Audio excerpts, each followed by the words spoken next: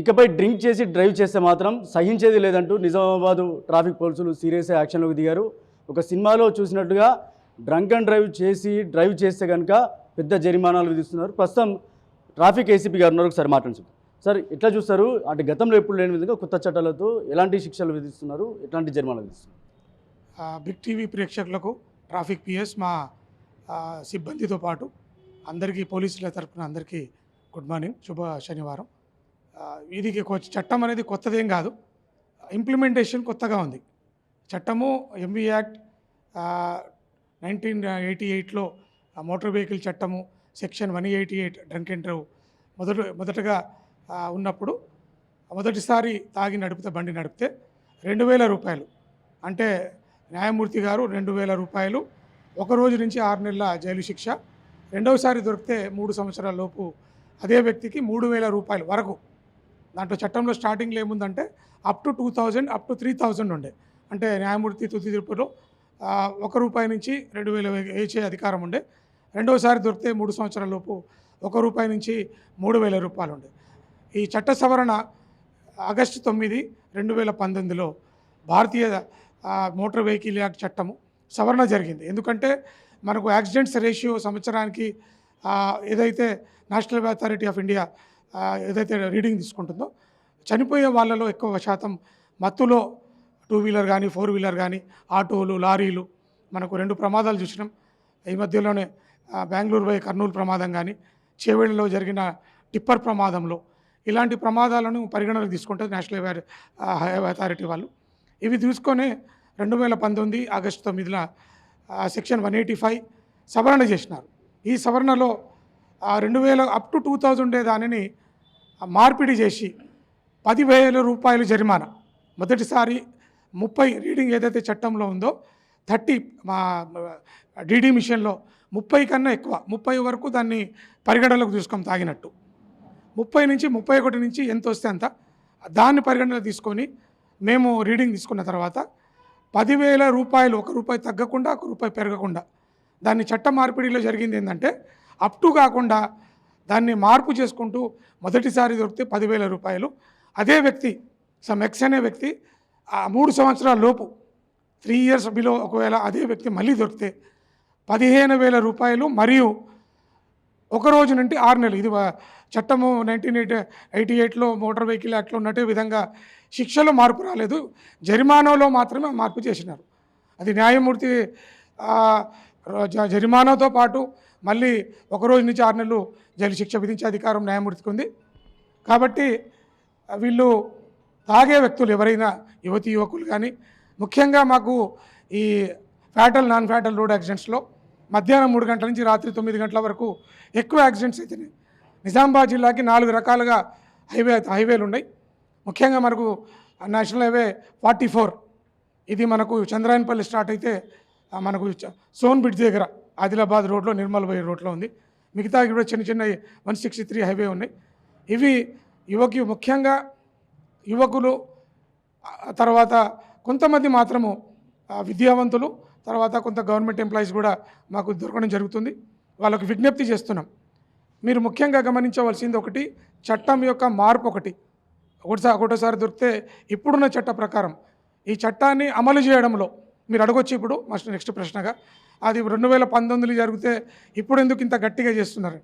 మా సిపి గారు సాయి చైతన్య ఐపీఎస్ గారు మా ట్రాఫిక్ పరంగా రోడ్డు ప్రమాదాలు కానీ దానికి జరిగే ప్రతి ప్రమాదానికి సమీక్ష చేస్తున్నారు సార్. ఎందుకు? కుటుంబాలు విచ్ఛిన్నం కాదు, ప్రజల యొక్క ధనమాన ప్రాణ రక్షణ వాళ్ళకు నష్టాలు జరగొద్దు. ఒక కుటుంబము డిపెండెంట్ ఒకవేళ మృత్యువాత పడితే మధ్యతరగతి, దిగువ మధ్యతరగతి ఏ రకమైన ప్రజలు కూడా ఈ యాక్సిడెంట్లో చనిపోవద్దు, దెబ్బలు తగలొద్దు, అవిటివారు కావద్దనే ఒక మంచి ఉద్దేశంతో మమ్మల్ని ప్రతినిత్యము ఇన్స్ట్రక్షన్స్ ఇచ్చుకుంటూ, తర్వాత దాన్ని ఎలా చేయాలి, ఒకవేళ ఒక యాక్సిడెంట్లో చెట్ల వల్ల కనబడకపోవడమా, లైటింగ్ వల్ల చనిపోతుందా, ఏమన్నా గుంటలు ఉన్నాయా, నేరో రోడ్స్ ఉన్నాయా, ఈ ప్రతి విషయాన్ని సారు క్షుణ్ణంగా పరిశీలించుకుంటూ మమ్మల్ని గైడ్ చేసుకుంటూ మమ్మల్ని ఇన్స్ట్రక్షన్స్ ప్రతినిత్యం ఇచ్చుకుంటూ భాగంలోనే ఈ చట్టం యొక్క లోతులోకి పోతే సారు ఇది 2019 ఆగస్టు 9కే సవరణ జరిగితే నిజామాబాద్ ఎందుకు అమలు కాలేదని చెప్పి అడిగితే మా ఎస్హెచ్ఓ ప్రసాద్ గారు మేము మళ్ళీ జిల్లా న్యాయమూర్తి గారికి చట్టం యొక్క మొత్తం జియో కాపీని తీసేసుకొని ఎందుకు అయితే లేదని ఒకసారి మా డీజే గారిని కలిసినాం. వాళ్ళు సహృదయంతో ఇది చూసి అమలు కావడానికి, ఎందుకంటే మాకు కోర్టు నుంచే వచ్చే జరిమానాలు కానీ శిక్షలు కానీ అమలు చేసేది వాళ్ళే, ఓన్లీ రిప్రజెంటేషన్ మాత్రం మేము చేస్తాము. మా సిఏ గారు సిపి గారి యొక్క ఆదేశాల ప్రకారము జిల్లా జడ్జి గారి ఇస్తే అన్ని జిల్లా ఈరోజు ఆర్మూర్ కానీ బోధన్ కానీ ఈ అమలు చేస్తున్నాం, అమలవుతుంది. న్యాయమూర్తులు ఈ శిక్షలను ఖచ్చితంగా అమలు చేస్తున్నారు. కాబట్టి ప్రజలందరూ ఆర్టీసీ డ్రైవర్లు కానీ ఆటో డ్రైవర్లు కానీ స్కూళ్ళు నడిపేటోళ్ళు ముఖ్యంగా ఒక స్కూల్ బస్సులో ఈరోజు 40-50 మంది చిన్నల కిండర్ గార్డెన్ నుంచి 10వ తరగతి ఇంటర్మీడియట్ ఇంజనీరింగ్ పిల్లలు బంగారు భవిష్యత్, భారత నిర్మాణంలో బంగారు భవిష్యత్తు ఉన్నటువంటి ఈ యువకులంతా ప్రయాణం చేస్తారు. మీరు డ్రైవర్లు జాగ్రత్తగా ఉండాలి. దయచేసి మేము అడుగుతున్నది ఒకటే, ప్రయాణికులతో మాకు సంబంధం లేదు. మేము చేసే డీడీ చెక్ చేసేది డ్రైవర్కి, మా 2 వీలర్ అయితే ఎవరైతే 2 వీలర్ ఆయన మాత్రమే, పిలియన్ రైడర్కి శిక్ష లేదు. ఒక కారు నడిపిస్తే డ్రైవర్ మాత్రమే శిక్షార్హుడు, డ్రంక్ అండ్ డ్రైవ్ ఆయనకే తీసుకుంటాము. ఆక్యుపెంట్స్ ఎవరికి కూడా ఆ టెస్ట్ చేయము, శిక్షలో భాగం కాదు. లారీ అయినా బస్ అయినా ఒక్క డ్రైవర్ మాత్రమే దీంట్లో భాగం.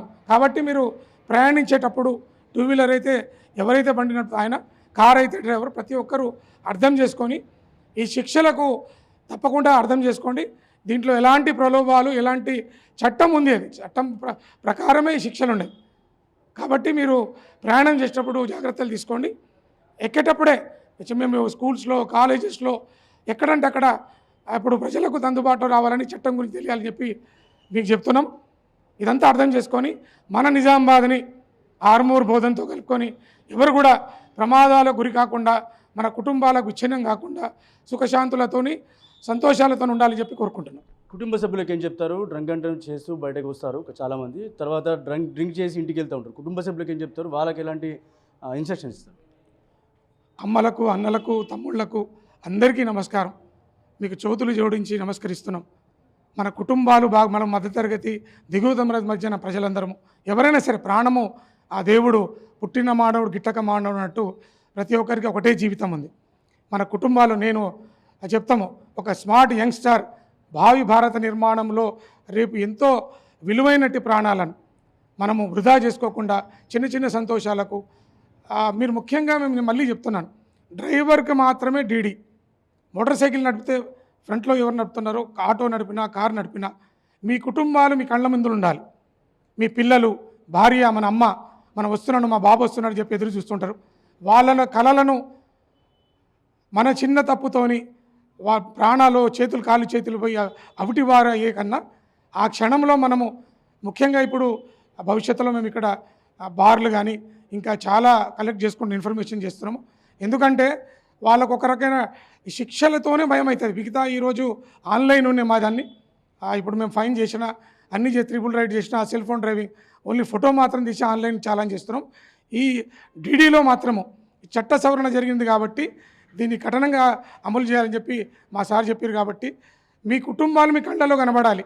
అమ్మ నా గురించి ఎదురు చూస్తుంది, నా భార్య ఎదురు చూస్తుంది, నా పిల్లలు ఎదురు చూస్తుందని చెప్పి ఆ బాధ ఉండాలి.